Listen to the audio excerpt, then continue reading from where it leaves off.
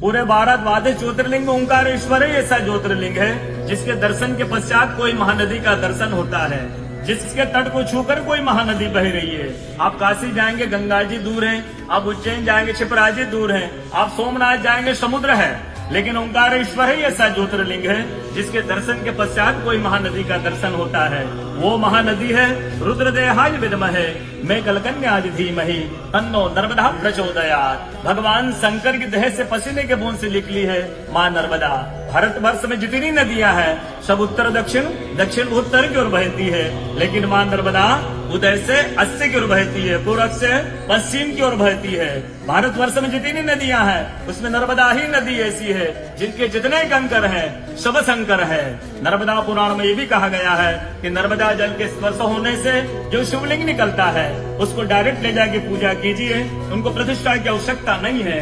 नर्मदा जल स्पर्श होने से वो स्वयं प्रतिष्ठित हो जाते हैं। अयोध्या में राम लला जी की जब स्थापना की गई थी तो नर्मदा का 2.5 फीट का नर्मदा का शिवलिंग राम जी के साथ अयोध्या में स्थापित किया गया था।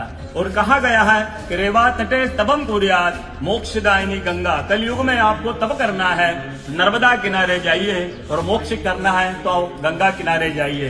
रेवा तटे तबम कुर्यात् मोक्षदायिनी गंगा।